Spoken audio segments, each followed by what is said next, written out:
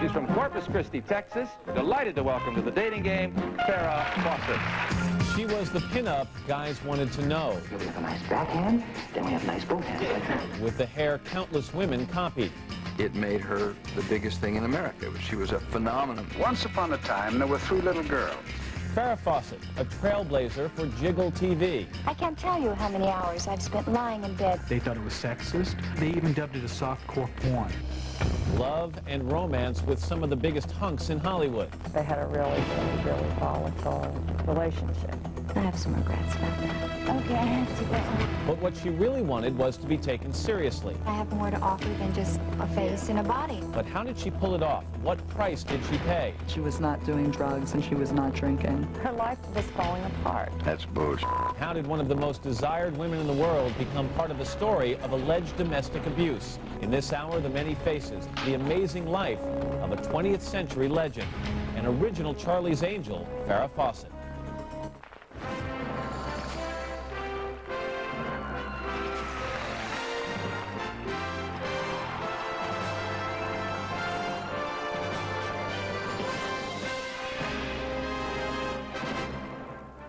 This is Headliners and Legends with Matt Lauer. Hi everyone and welcome to Headliners and Legends. It's a familiar tale in Hollywood. Woman shoots to stardom as a sex symbol but longs to be treated as a serious actor. Few who ever try achieve that goal, but Farrah Fawcett did. In the 1970s, the show Charlie's Angels, a swimsuit poster, and a signature hairdo made her one of the most famous faces of pop culture. Little did we know that it was only her opening act. Ultra Bright has more whitener than any leading toothpaste, and the taste that turned toothpaste from dull to dynamite. You know the face, and you know the name, Farrah. She was just gorgeous. She's an angel, But to work for a man you've never laid eyes on. a sex symbol. All these hundreds of thousands of men are, having their first sexual experience with her. She fell into acting and made her mark. She's also an artist. Her choices in men, well, no one said she was perfect. I mean, am I dating? Yes. Yes, I am. It's been more than 30 years since this blonde bombshell hit Hollywood, and she's still a tabloid favorite. Farrah is a star. We care everything that she does. It all begins with her name, Farrah Lenee Fawcett. She is born on February 2nd, 1947, in Corpus Christi, Texas, the second daughter of Pauline and James Fawcett, an oil field contractor. The Fawcetts already have a 9-year-old daughter and had hopes for a son. I think that probably my dad would like to have had a boy. He had a boy's name picked out. We're happy with her being a girl, and as long as they're healthy and happy, that's all that matters. When Farrah is only 4 weeks old, doctors discover a life-threatening tumor in her digestive tract. Her only chance for survival is surgery, but the odds aren't good for the infant. We didn't think she'd live. They didn't do that kind of surgery at that time. And it was an eye doctor that actually did it with eye instruments. Farrah is a fighter and survives the operation with no more than a scar. But soon, the Fawcetts face another crisis.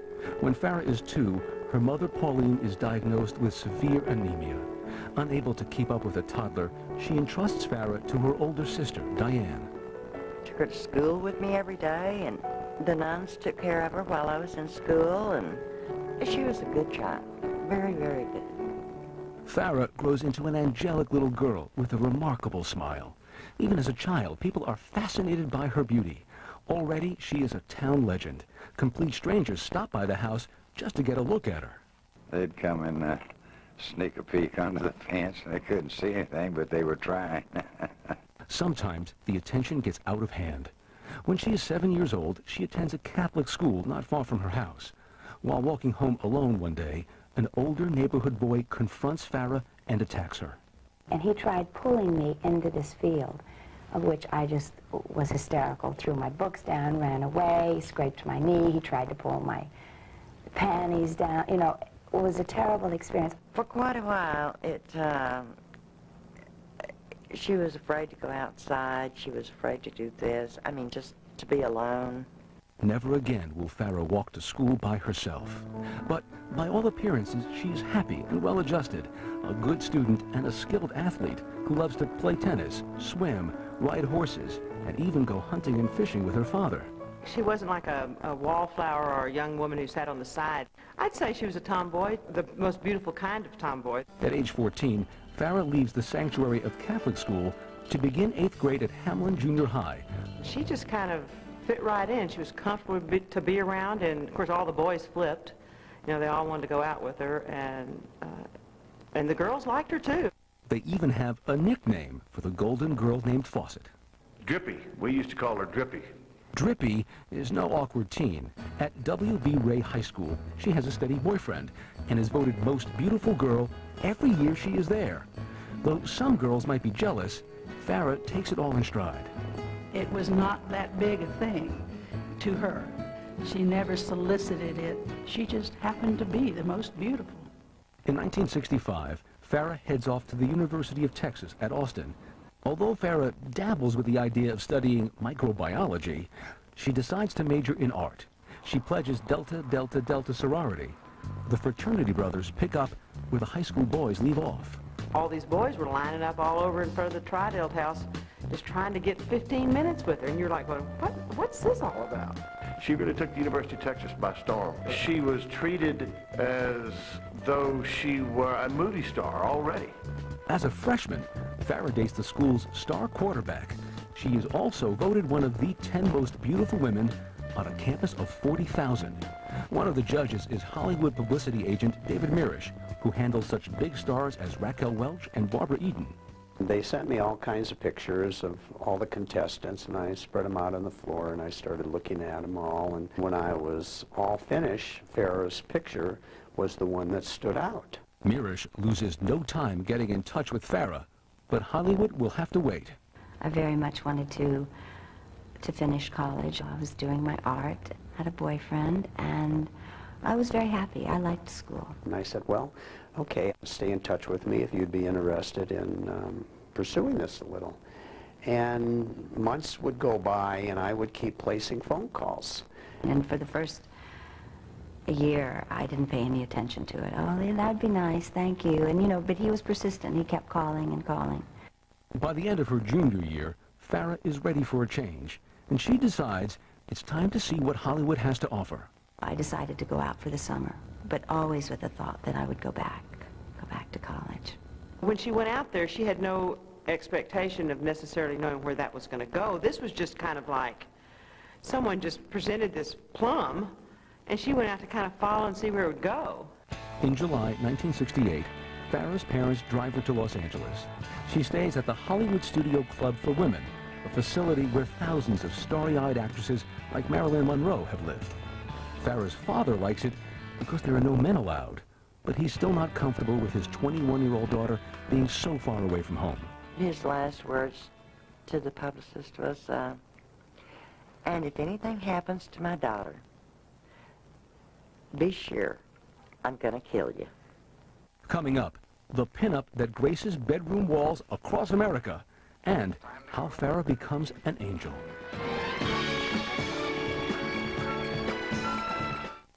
Introducing NBCI.com. Come on. Are you ready for something other than AOL and Yahoo? NBCI.com is one site with everything you need. From entertainment to sports to the best search on the web.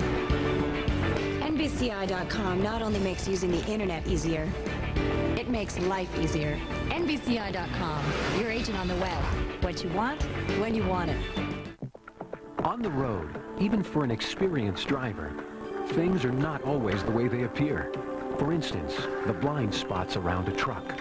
They can be a dangerous place to drive. Now that's a beauty. Remember, if you can't see the driver's face in the side mirrors, Honey, he can't see you. the driver can't see you.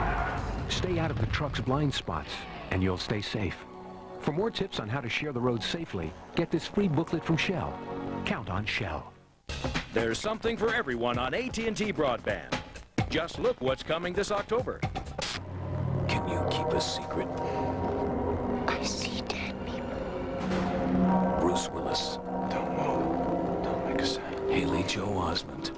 Please make them leave. The Sixth Sense. First on Stars. Only on Stars. Tune in. It's all on AT&T Broadband.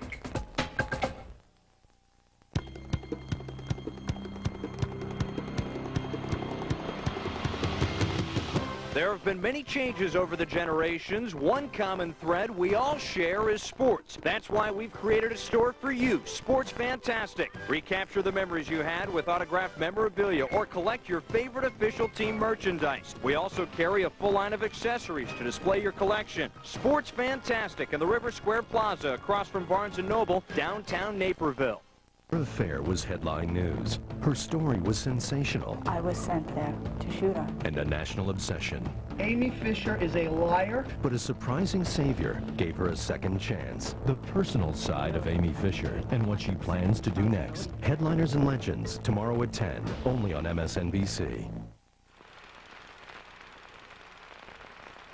In July 1968, 21-year-old Texas beauty Farrah Fawcett arrives in Hollywood. In the midst of Tinseltown's hard-driving glamour, Farrah brings her own brand of allure. Here comes this little breath of fresh air floating in there. I swear she was all American. Things happen quickly for Farrah. In just 2 weeks, she finds an agent and gets a $350 a week deal to model and do commercials. That big smile pays off. Told me about Ultra Bright. She'd flash that smile and that hair, and you just go, woo. Know what I think? You think you look adorable.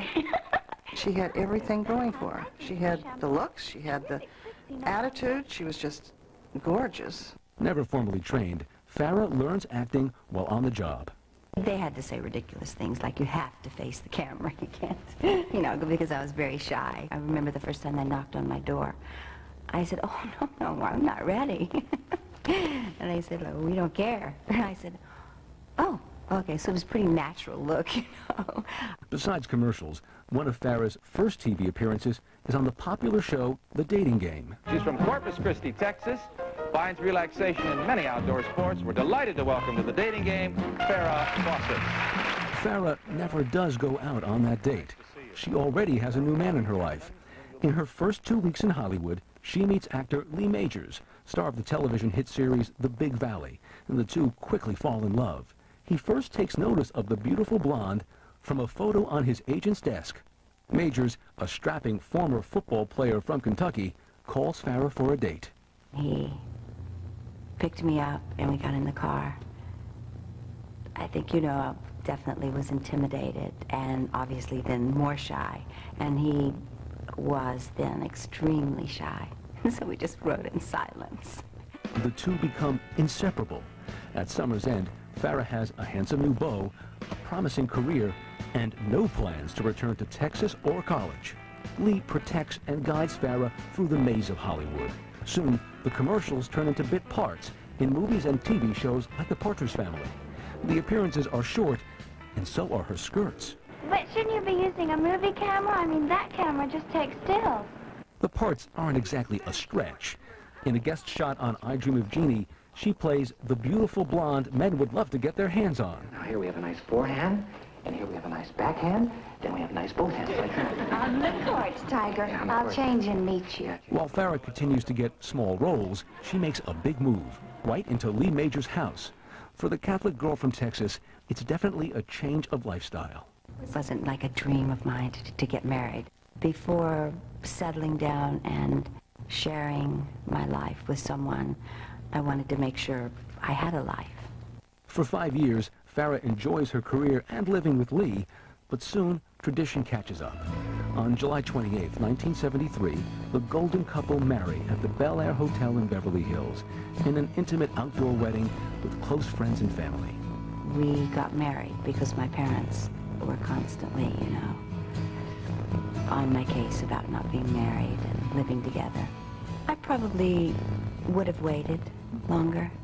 We can rebuild him. We have the technology. That same year, Lee Majors starts working on his very own series, The $6 Million Man. It's a huge hit, and Lee shares his good fortune with his wife. Farrah makes several guest appearances on his show. You can open doors for me anytime. Lee supports Farrah's career, which by 1973 is pulling in about $100,000 a year from small parts and commercials. But he prefers a stay-at-home wife. Farrah is happy to focus on her marriage and just having fun. She was prepared to do her episode on the $6 Million Man and her commercials and be very happy with her life. But all that changes in 1975. Farrah convinces editor-in-chief Helen Gurley Brown to put her on the cover of Cosmopolitan magazine. Then, television executive Aaron Spelling asks her to play one of 3 leading women in a new detective show he's developing called Charlie's Angels. Though Farrah isn't anxious to work the long hours of a TV series, she agrees to shoot the 90-minute pilot. Charlie's Angels, they gave her the script, and none of us thought it would go. So we said, oh, it's okay for a little time, just do it. Farrah begins shooting the pilot with co-stars Jacqueline Smith and Kate Jackson in July 1975. Farrah, though, is unconvinced of the show's potential. She has other projects in the works, more commercials, and a poster. We looked through the pictures, and there were so many to choose from. Farrah wanted a non-smiling one. And I said, oh, Farrah, we can't, you know, the hair, the teeth, everything, they want to see that. The winner is a simple shot of Farrah in a red bathing suit. Meanwhile, Charlie's Angels premieres on March 21st, 1976 as a made-for-TV movie. Once upon a time, there were 3 little girls. The show centers around 3 women private investigators who not only happen to be drop-dead gorgeous, they have brains, know karate, and pack guns. The ratings go through the roof. And the Angels are picked up as a regular series in the fall. Then, over the summer of 1976, Farrah's poster is released. It made her the biggest thing in America. She was a phenomenon at the moment. The poster eventually sells a record 12 million copies. And something unheard of at the time, Farrah gets 10% of the profits. I own the copyright to the shot. It's just something instinctive, you know, inside of me said, no, I should have a say about this. And luckily I did, because it was everywhere before I knew it. Not only does it make her a very rich woman, it establishes her as a bona fide sex symbol and 70s icon. Farrah Fawcett Majors becomes the hottest pinup ever, and with the success of Charlie's Angels hot on its heels, Farrah is here to stay. Coming up, fame, fortune, and an angel's fall from grace. I am not a yo-yo!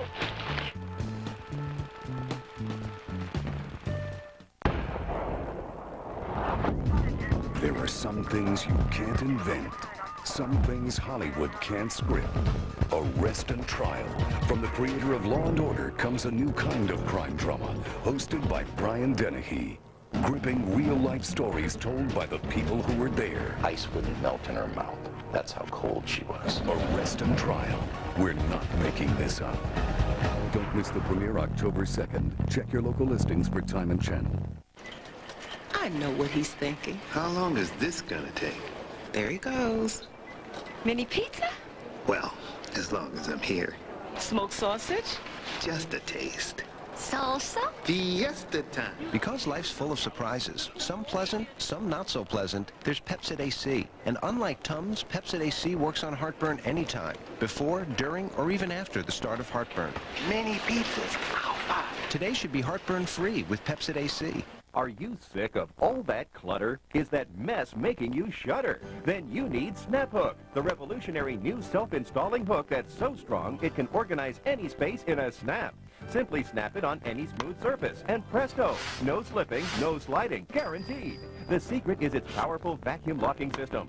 Watch, Snap Hook is so strong it can hold a 16-pound bowling ball with ease. Organize the bathroom. Finally, children's rooms can be neat and organized. Transform cluttered closets and more. Snap Hook makes decorating a breeze. Hang plants, wreaths, and holiday decorations with ease. Beware of adhesive hooks that can ruin the wall and cheap imitations that thrive.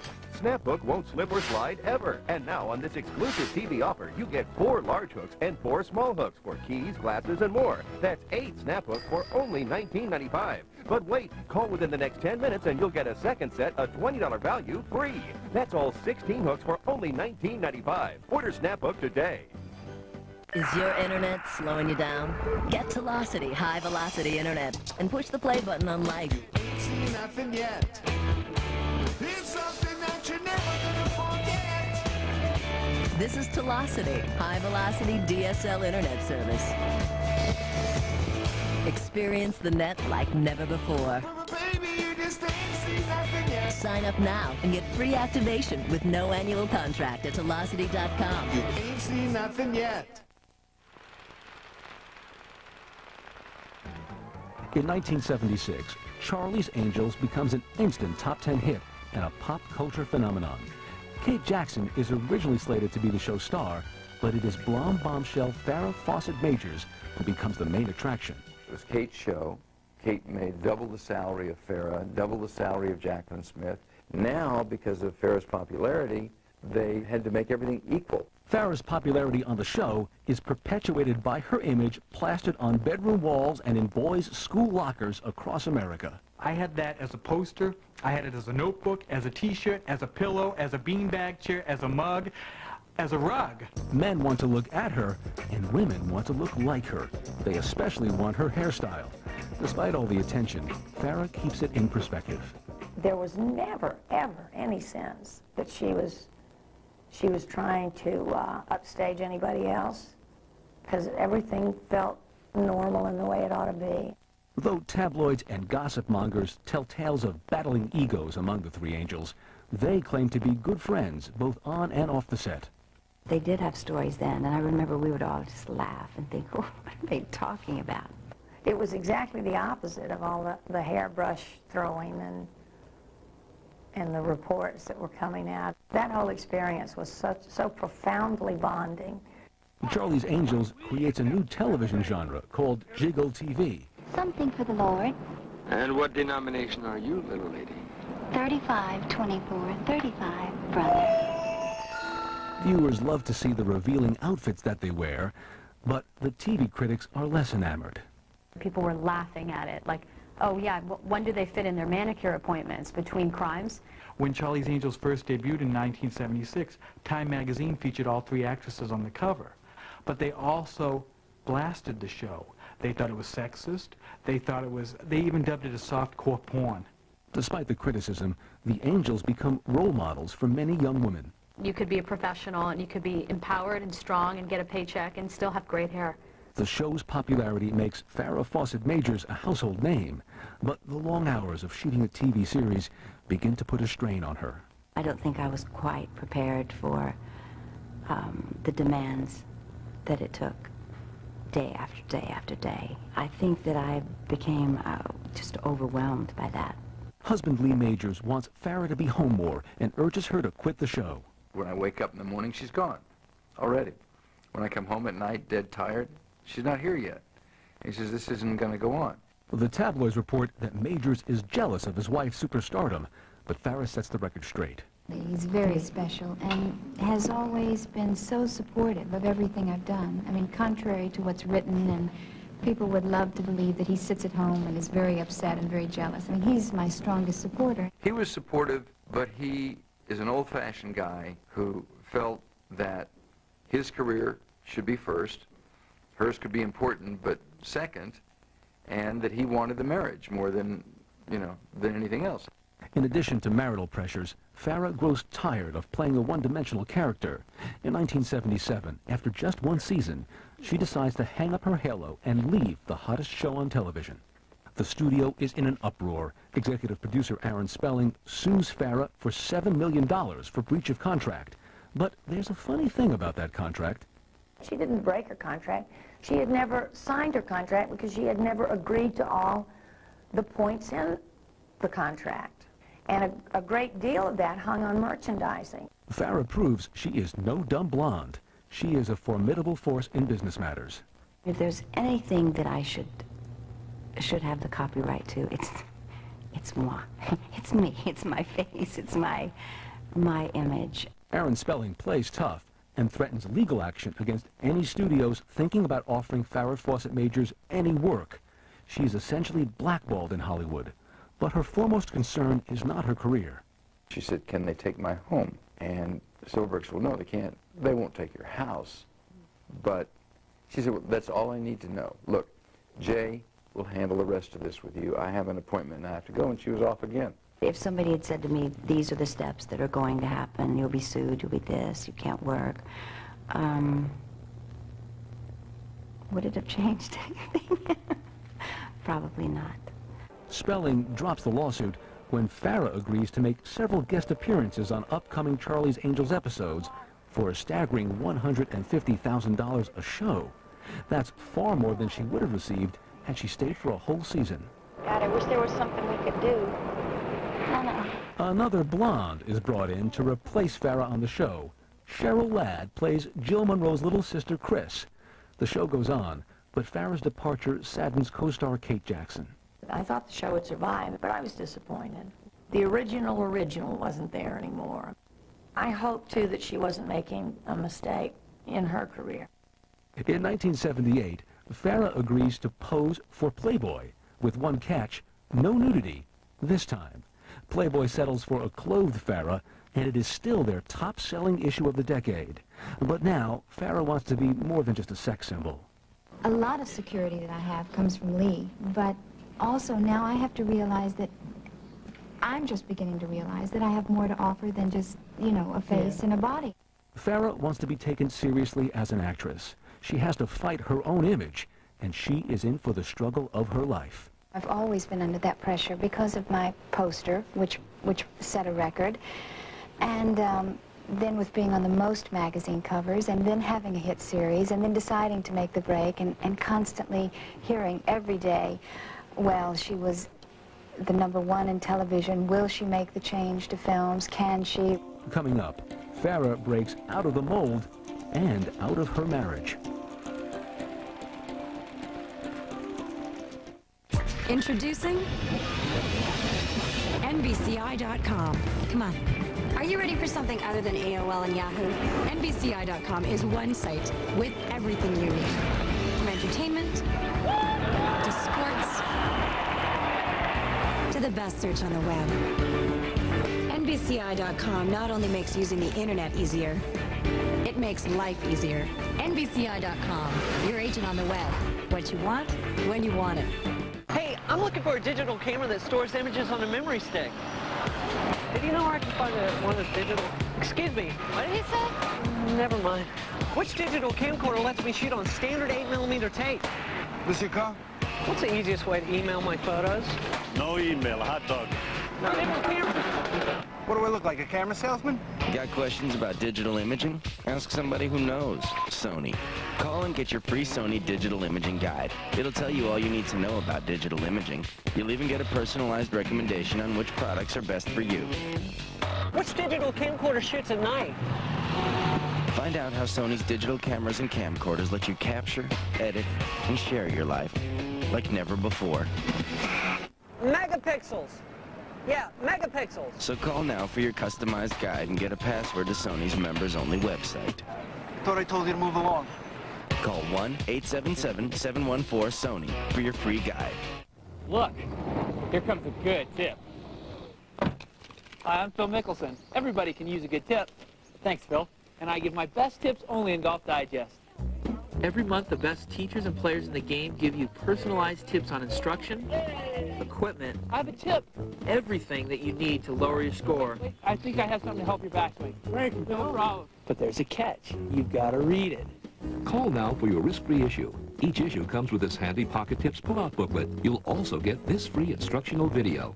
Golf Digest is the golf magazine. Easy to follow tips on instruction, information on the top equipment, the best places to play, and commentary, all from the best teachers and players in the game. We're going to make you a better golfer, and that's a guarantee. Call now and get your first issue risk-free, including this Pocket Tips booklet. If you like it, you'll get 11 more issues for only $19.77. You'll also get this free instructional video. Call 800-847-3800 now. I'm telling you, it's the best tip you'll ever get. This is Headliners and Legends with Matt Lauer. The late 1970s. Farrah Fawcett Majors has left the top-rated Charlie's Angels TV series after only one season. Thanks to her swimsuit poster and other endorsements, she's a household name and wealthy, too. But money's not the most important thing to Farrah. Instead, the woman who once said she wasn't all that interested in being an actor now wants to be taken seriously in that profession. Charlie's retired angel is now a highly paid guest star on the show. Elsewhere in television, Farrah Fawcett's career is almost dead. The breach of contract lawsuit with Aaron Spelling has hurt her reputation and scared off the studios. But in 1978, Farrah lands a leading role in a film with Jeff Bridges called Somebody Killed Her Husband. The film is panned by critics who quip, "Somebody killed her career." Although the movie wasn't any good, it kept her in the game, and it pulled up her acting to the level of Jeff Bridges. Hasn't been too bumpy, though, has it? Over the next few years, she appears in a string of mediocre movies, including Sunburn with Charles Grodin. She still finds herself in bathing suits and is unhappy with the film's final cut. I took it for all the reasons that you won't see in the film, so I mean, it's kind of contradictory. I felt at the time, when I first read the script, it was much more serious. Though Farrah is frustrated with the roles she's offered, she makes the most of working with high-caliber actors. In Saturn III, another bomb, she appears opposite Kirk Douglas.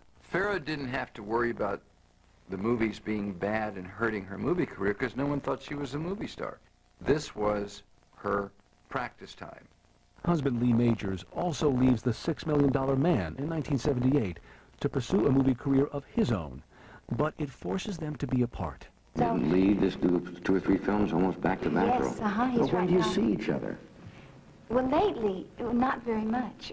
With 2 budding movie stars, often shooting in distant locations, a life together as a married couple becomes strained. You end up, you know, spending very little time together, and the weekends are exhausted, sort of like nonstop. When Lee Majors is called away to shoot yet another movie, Farrah is upset. So he asks his friend, actor Ryan O'Neal, to look in on her. O'Neal, famous for his performances in Love Story and Paper Moon, and infamous for his womanizing ways, takes Farrah out to a friendly dinner that turns romantic. Majors is stunned by his friend's betrayal. They had just been best friends, and you don't expect your best friend of 20 years to, regardless of their reputation, don't think about that. Things quickly come to a head.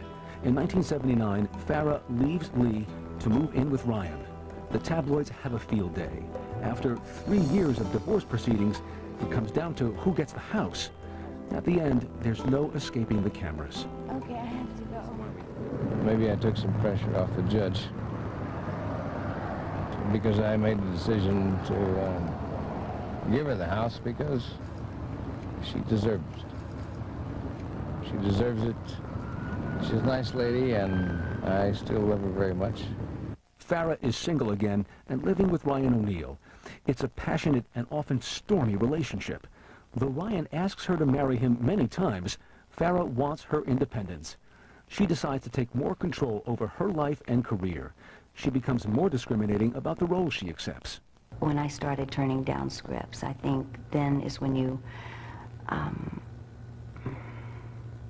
really have a say in the direction your career goes in. Not that you can in any way control it. Notice I didn't say control, because this business it's so out of one's control, you can't believe it. Farrah decides to try theater. In New York, she sees a gritty off-Broadway play called Extremities, about a woman who fights back against her would-be rapist. When Farrah hears the star of the play, Susan Sarandon, is leaving, she moves quickly.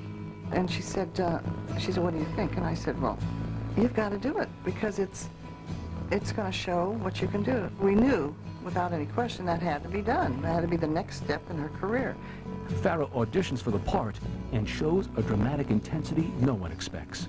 What was really impressive was how eager she was. She was so willing and so anxious to do it and so ripe to do something important. On May 24th, 1983, after only 2 weeks of rehearsals, Farrah hits the New York stage in front of a full house. You get the chair for that. Why don't you just call the cops? Why should I? People went nuts. Her opening night, they just couldn't believe it. It blew me away. It was scary to be in the audience.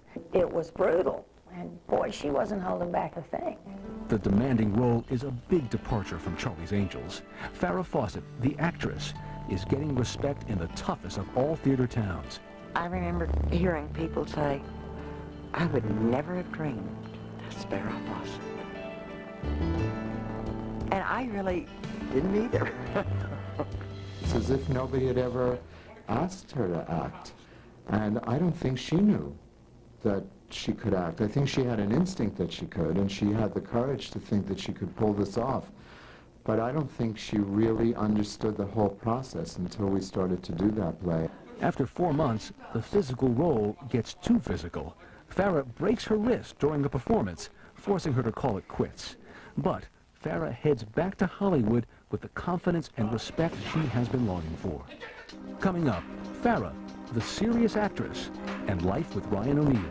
And they had a very tumultuous relationship where it went up and down. There were fights. All kinds of bizarre things happened there. For some, a desperate choice.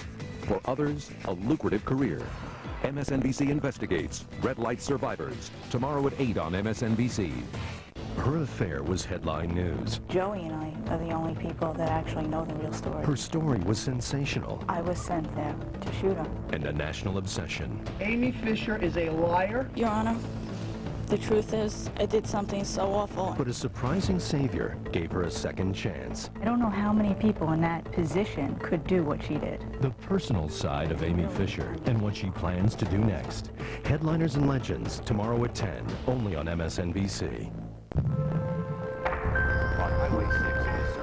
Every day, every week, thousands each year.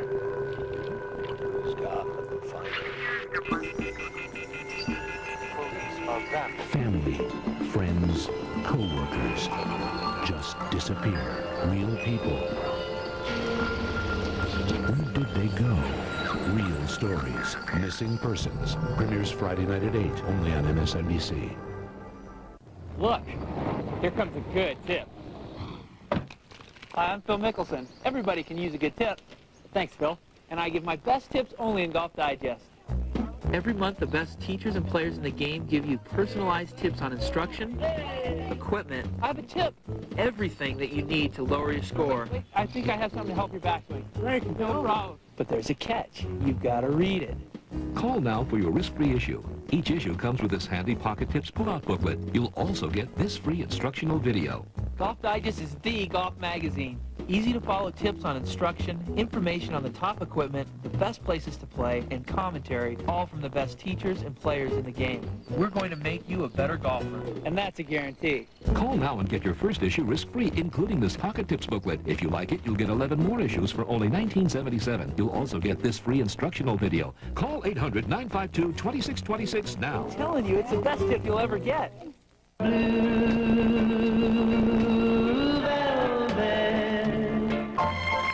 There are some times in your life that are unforgettable. Now Mystic Music lets you relive all your special memories with Moments to Remember. Can't get used to losing you. When I fall in love, rambling roads, chances are. Don't let the moments of your life fade away. Bring them back with Moments to Remember. 3 records or 2 cassettes, only $19.95. 2 CDs, only $24.95. Here's how to order. To order Moments to Remember, call 1-800-391-0707 or send $19.95 for 3 records or 2 cassettes or $24.95 for 2 CDs plus $4.95 shipping to the address on your screen. With Farrah's off-Broadway success in Extremities, words like gritty and complex are now used to describe the sex symbol. Farrah vigorously pursues the lead role in a made-for-TV movie called The Burning Bed, based on the true-life story of a woman who is so brutally beaten by her husband that she is driven to kill him. But it's a tough sell. None of the networks, nobody was interested. Nobody wanted to take the chance of doing something like that with her. It was hard changing my image, but it was up to me. Despite the doubts of network executives and producers, Farrah knows this is the part she's been looking for and convinces them that she has what it takes. It was really during the rewriting and in the rehearsal process that I thought, she's got something. Farrah devotes herself to preparing for the role of Francine Hughes by meeting with abused women.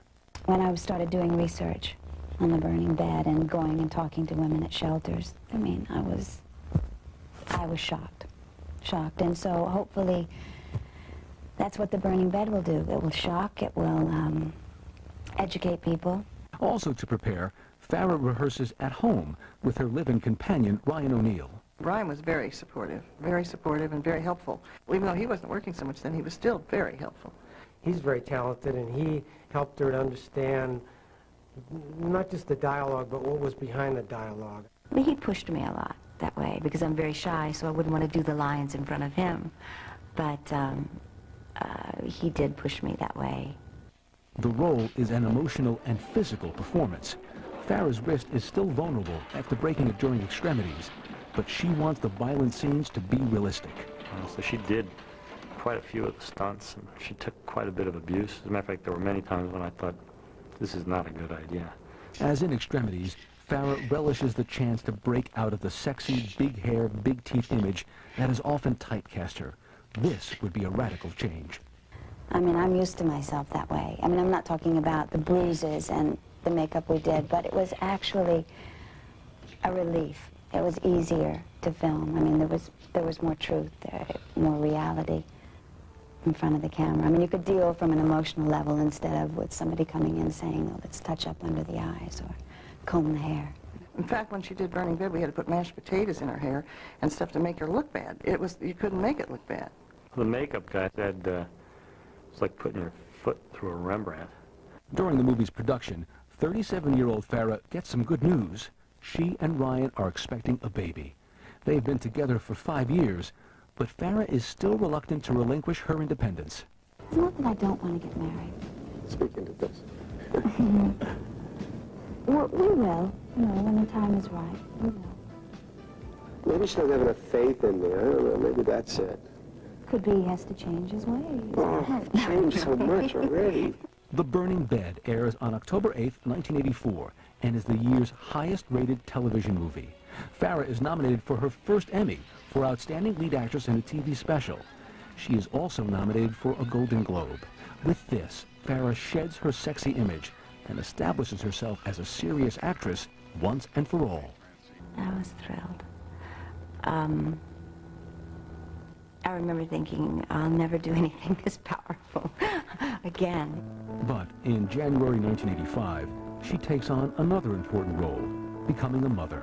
With Ryan by her side, Farrah gives birth to a son, Redmond James Fawcett O'Neal. I remember it when he was 6 weeks old. Just when one thing worked, it didn't work anymore, and then something else worked. So you sort of have to, I think, grow with your child. I enjoy it. It's a challenge.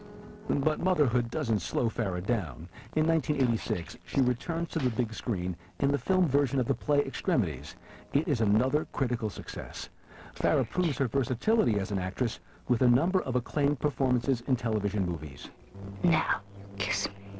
In 1989, Farrah and Ryan O'Neal decide to work on a TV movie together called Small Sacrifices. She plays Diane Downs, a woman who kills her own children for her lover, played by O'Neal. My kids are over at the neighbors watching TV. You don't have to worry. It became mesmerizing. The places that she took that character were unbelievable. Everybody thinks Burning Bed and all that was her best. I still think the best acting thing she did was Small Sacrifices. She was really put herself into it where you saw this Diane Downs, not Farrah. For her portrayal, Farrah receives her second Emmy nomination for Best Actress in a TV Movie. While Farrah is at the top of her game, Ryan O'Neal is struggling for a comeback. He asks her to co-star with him in a TV sitcom series called Good Sports. Farrah is loath to work on another series, which would require long hours, but she agrees to do it for him. Look, I really need this job. When Good Sports premieres in January 1991, critics pan the show and criticize Farrah and Ryan for having no chemistry on screen. After only 15 episodes, it is canceled. I just never have figured out why it didn't show because they were so sparkly together, and both of them, one of them funnier than the other one. You've got to have a great concept that people are interested in, and you've got to have, you know, great writing. And I don't think that Ryan O'Neal and Farrah had either of it on the show that they went for. It was a really bad choice. What is supposed to be a resurrection of O'Neill's career turns out to be a disaster, and he finds himself out of work. Farrah survives the setback and goes on to other projects like Man of the House, where she gets to know director James Orr. In 1995, she is honored with a star on the Hollywood Walk of Fame. She is also immortalized in the Christmas 1995 issue of Playboy magazine, featuring Farrah at 47, this time topless. But things on the home front are not going smoothly. Farrah and Ryan are known to have a turbulent relationship, and his recent failure is magnified by her success. I think Ryan was very jealous, but that's understandable. I don't think very many in Hollywood, especially actors, could have sustained a relationship that long with a big star like Farrah Fawcett. O'Neill is famous for his quick temper and jealous nature. Once Ryan wanted to have a fist fight with me, Ryan at that time thought that I had slept with one of his ex-wives, and then as time went on, I think he thought I slept with Farrah. In fact, he asked me once if I'd had sex with her. No, he asked me 3 times if I'd had sex with her. He didn't believe me the first time when I denied it. In March 1997, Farrah's relationship with Ryan finally reaches its breaking point. They announced their separation after 17 years together. Later, O'Neill's actress daughter, Tatum O'Neill, would claim that he physically abused Farrah. That's what Tatum said. Ryan didn't exactly deny it. Farrah didn't exactly deny it. What seemed to be true is that they had a really, really, really volatile relationship. Amazingly, they stayed together for 17 years. That's like 1 billion years in Hollywood time. For Farrah, the breakup with Ryan O'Neil would not be the only crisis she faces in 1997. Coming up, more Playboy, Letterman, and Farrah battles rumors of substance abuse and mental illness.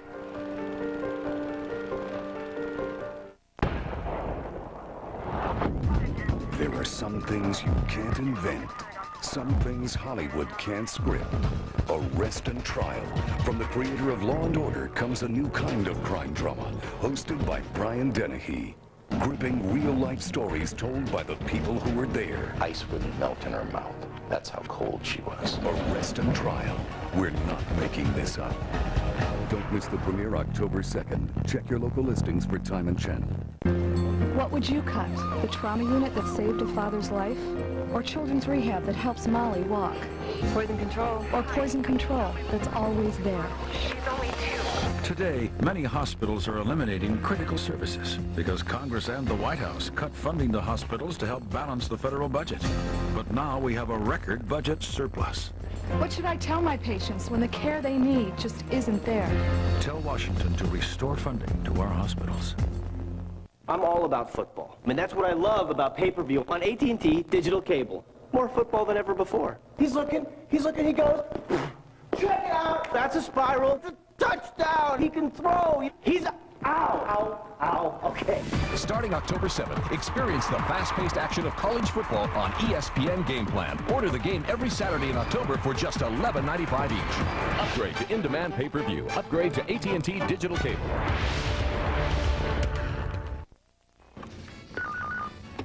Hello. Carter, meeting, 2 o'clock. I need a suit. I need a suit by 2 o'clock. Oh, of course. No problem. At Leonard's, we carry Jane Barnes, Hart, Schaffner, and Marks, Talia. This Jack Victor would be an excellent choice. Perfect. What about tailoring? Not a problem. Impressive. At Leonard's, we get you dressed for success. Tale of 2 military cadets who shared high hopes and a terrible secret. Crime Files, Honored Country Murder. Next on MSNBC.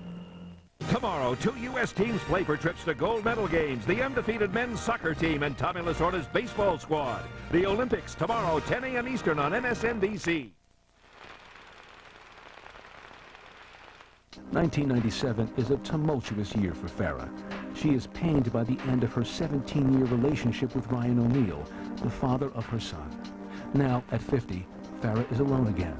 But she continues to get high marks for her work. She is handpicked by actor-turned-director Robert Duvall to star opposite him in The Apostle. We prayed together since before we were married. My knees are worn out over us. I don't want to live like this anymore. He had always been a fan of Farrah Fawcett, and he sought her out to do this role, and he said he'd never thought of anyone else to do it but her. Farrah is critically praised for her portrayal of Jessie Dewey, but it is overshadowed by the surprise reaction toward another performance. The woman who fought so hard for people to look past her looks poses fully nude for Playboy. Along with the pictorial is a pay-per-view special in which she sculpts and body paints in the nude. Though some believe she does it to jumpstart her career, Playboy apparently makes her an offer she can't refuse. We'll do your life story. We'll feature all of your art, and you can have final cut. So it was pretty hard to turn that down. It took a lot of guts to pose for Playboy at 50. And if you look at the video, it's a pretty gutsy video. It's very, very, very out there. Some viewers think it's a little too out there. At the time, Farrah is excited and completely immersed in the project. Since her days as an art student at the University of Texas, she's always wanted to paint with her body and express herself through art. 3 years later, she looks back on the project differently. I have some regrets about that. I don't think that I really was able to achieve what I had such conviction. I have regrets about, a lot of different things. So I don't think it's really good to dwell on it. I mean, it's gone, it's past, It is what it is. It didn't turn out to be exactly what I wanted it to be.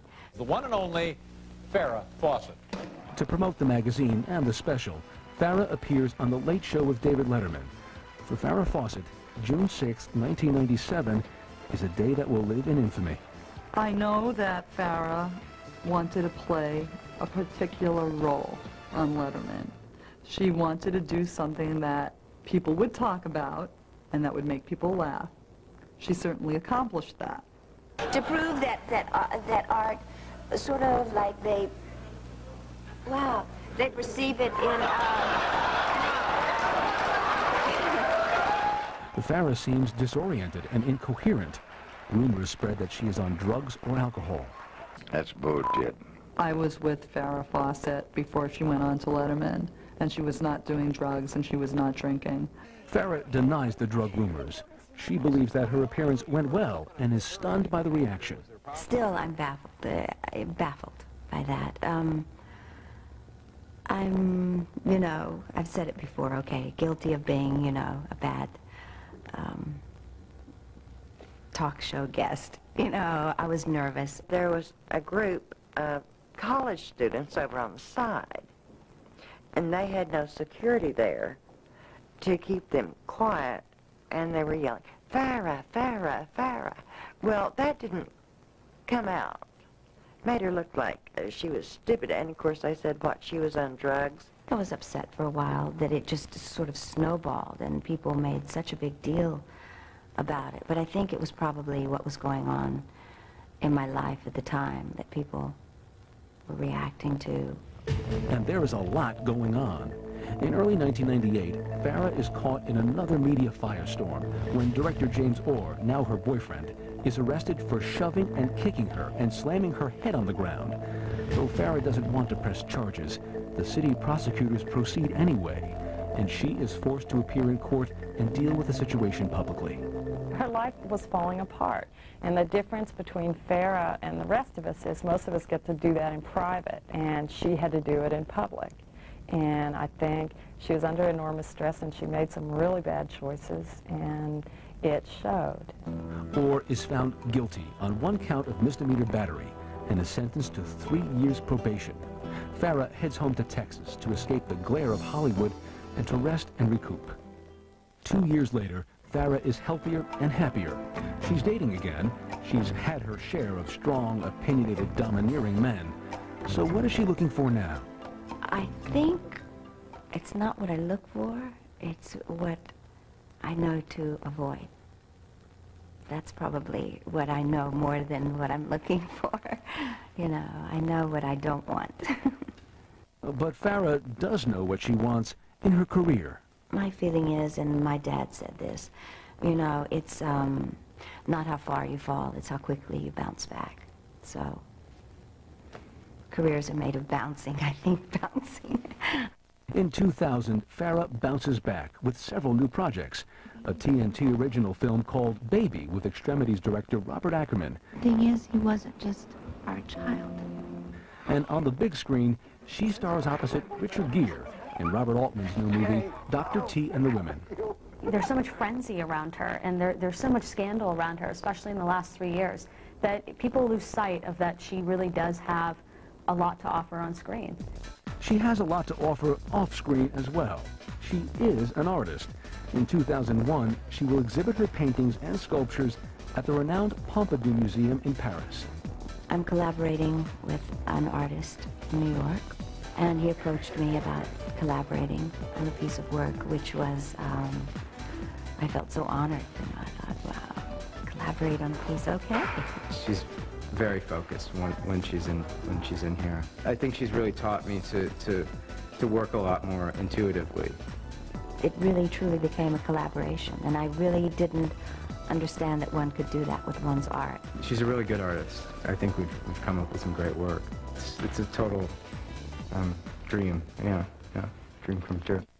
After more than 30 years in Hollywood, Farrah Fawcett has evolved from ingenue to sex symbol to legend. And it seems she is set for whatever comes next. The main thing I see with Farrah is she now has the courage of her convictions, which she did not have at the beginning. She loves taking risks, and she loves going places that, you know, people wouldn't expect her to go. So who knows what's next for her. I hope to be able to work, you know, and grow old gracefully, and maybe do one of my best performances, you know, driving Miss Daisy or something like that. I'm proud of my daughter, very proud, and she's done real well, and she's strong. There's something special about Farrah from the get-go. Her mother started it with her name, and then it just snowballed. 25 years after Charlie's Angels TV debut, Hollywood has come up with a big screen version. Farrah Fawcett was offered a cameo role in the film, but turned it down. As always, she prefers to keep looking ahead. I'm Matt Lauer. Thanks for watching.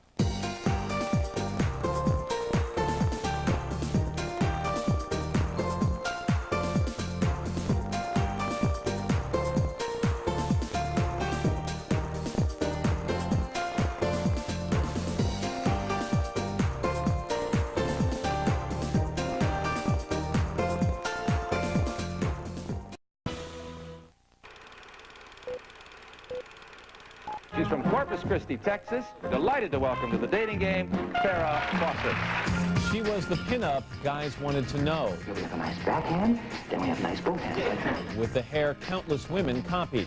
It made her the biggest thing in America. She was a phenomenon. Once upon a time, there were 3 little girls. Farrah Fawcett, a trailblazer for Jiggle TV. I can't tell you how many hours I've spent lying in bed. They thought it was sexist. They even dubbed it a softcore porn. Love and romance with some of the biggest hunks in Hollywood. They had a really volatile relationship. I have some regrets about that. Okay, I have to go. But what she really wanted was to be taken seriously. I have more to offer than just a face and a body. But how did she pull it off? What price did she pay? She was not doing drugs, and she was not drinking. Her life was falling apart. That's bullshit. How did one of the most desired women in the world become part of the story of alleged domestic abuse? In this hour, the many faces, the amazing life of a 20th century legend, an original Charlie's Angel, Farrah Fawcett.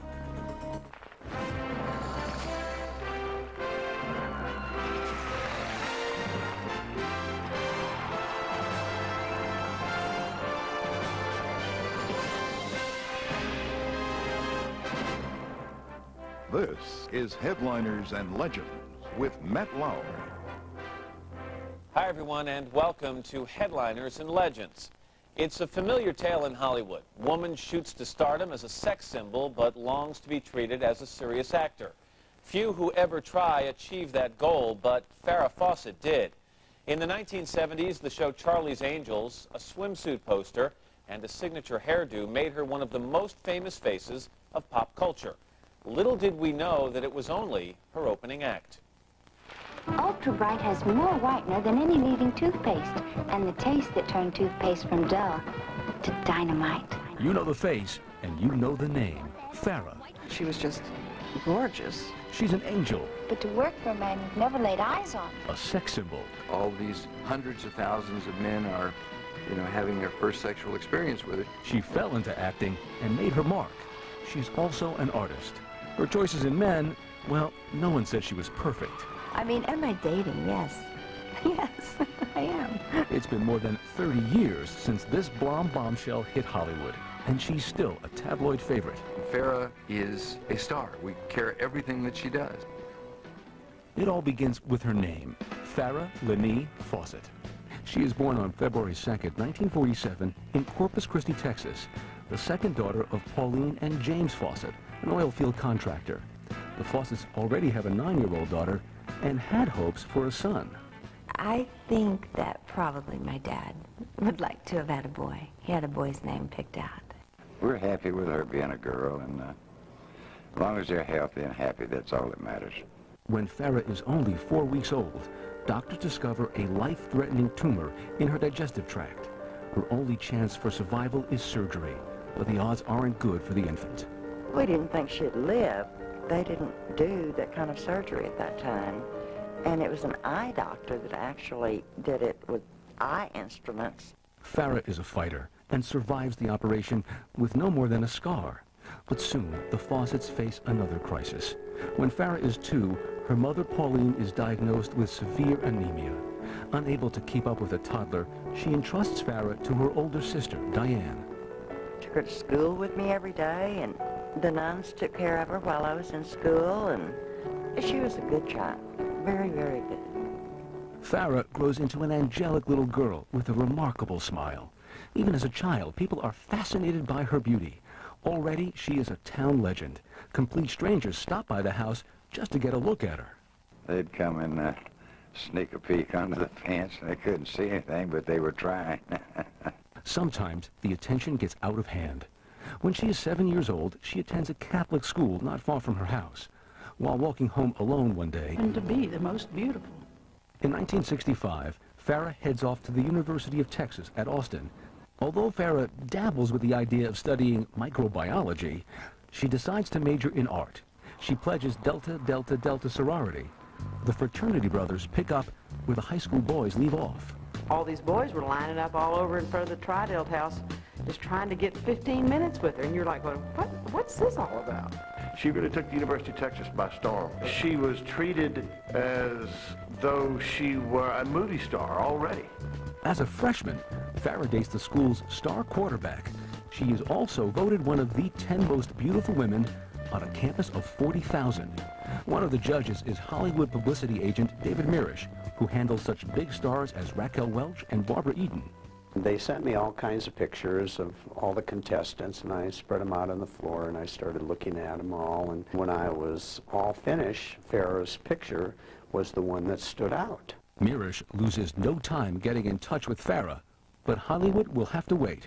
I very much wanted to finish college. I was doing my art, had a boyfriend, and I was very happy. I liked school. And I said, well, okay, stay in touch with me if you'd be interested in pursuing this a little. And months would go by, and I would keep placing phone calls. And for the first... An older neighborhood boy confronts Farrah and attacks her. And he tried pulling me into this field, of which I just was hysterical, threw my books down, ran away, scraped my knee. He tried to pull my panties down. You know, it was a terrible experience. For quite a while, she was afraid to go outside. She was afraid to do this. I mean, just to be alone. Never again will Farrah walk to school by herself. But by all appearances, she is happy and well-adjusted, a good student and a skilled athlete who loves to play tennis, swim, ride horses, and even go hunting and fishing with her father. She wasn't like a wallflower or a young woman who sat on the side. I'd say she was a tomboy, the most beautiful kind of tomboy. At age 14, Farrah leaves the sanctuary of Catholic school to begin 8th grade at Hamlin Junior High. She just kind of fit right in. She was comfortable to be around, and of course all the boys flipped. You know, they all wanted to go out with her, and the girls liked her too. They even have a nickname for the golden girl named Fawcett. Drippy. We used to call her Drippy. Drippy is no awkward teen. At W.B. Ray High School, she has a steady boyfriend and is voted most beautiful girl every year she is there. Though some girls might be jealous, Farrah takes it all in stride. It was not that big a thing to her. She never solicited it. She just happened